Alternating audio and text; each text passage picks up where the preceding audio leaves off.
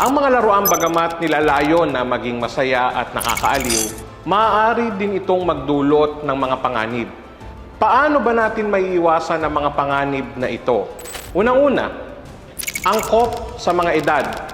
Parati tayong pumili ng mga laruan na nararapat or nababagay para sa mga edad ng gagamit nito. At sundin natin yung mga rekomendasyon base doon sa edad ng gagamit doon sa pinaka-packaging nito.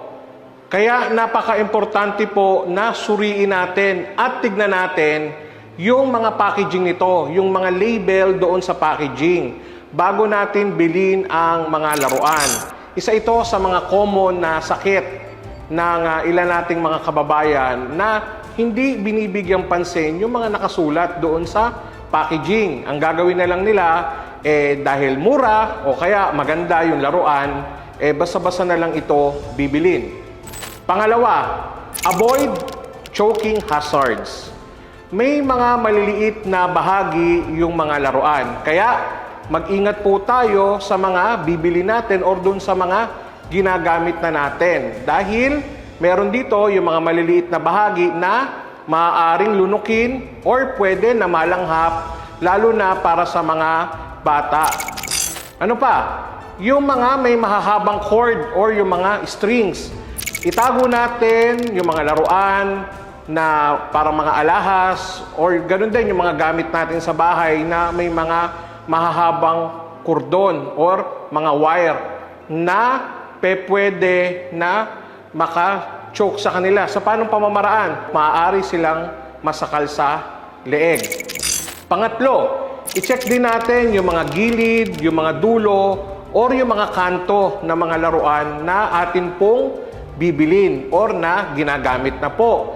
Tignan natin kung matalim ba yung gilid nito or yung mga dulo nito na maaari po na magdulot ng pinsala sa atin katulad ng mga pagkahiwa. Pang-apat, tiyakin na ang lahat ng mga bahagi ng mga laruan ay nakakabit ng maayos.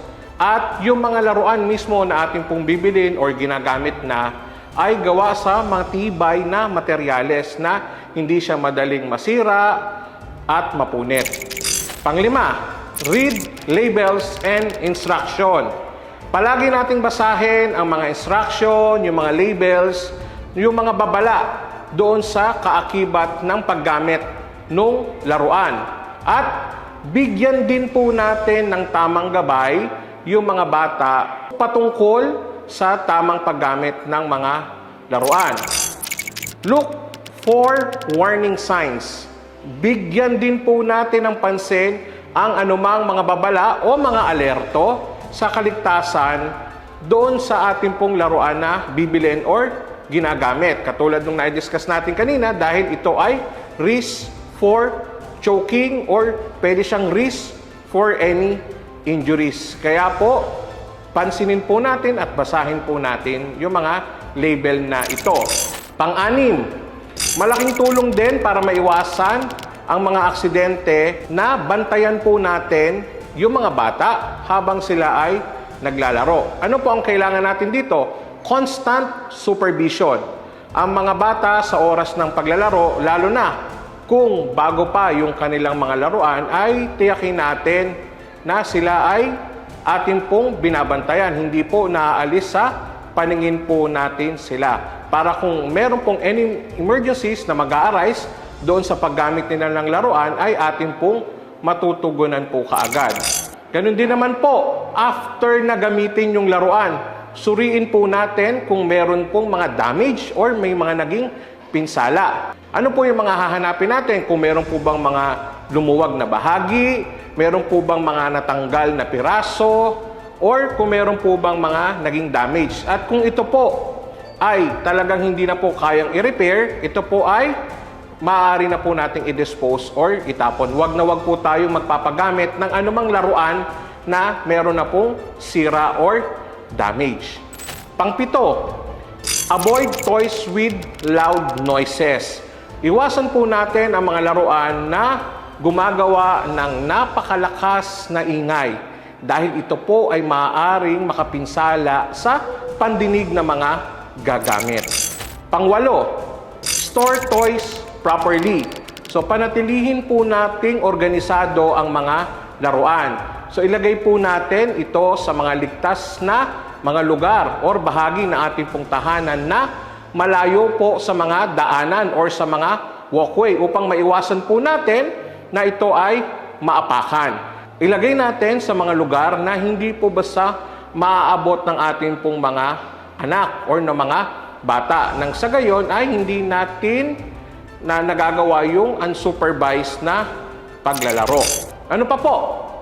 Alisin din natin yung mga packaging na ginamit doon sa laruan. So itapon po natin kaagad yung mga plastic wrap at yung iba pang mga ginamit dito dahil ito po ay maaaring magdulot ng suffocation.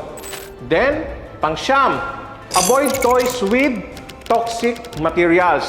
So, doon po sa mga packaging, meron po doon na nakalagay kung ito po ba ay mga non-toxic. Kaya po pumili tayo ng mga laruan na meron pong ganong label upang maiwasan po natin na malason or potensyal na malason yung mga gagamit. Lalo na po sa mga bata, hindi po natin maiiwasan na meron pong part ng kanilang developmental stage yung pagsubo.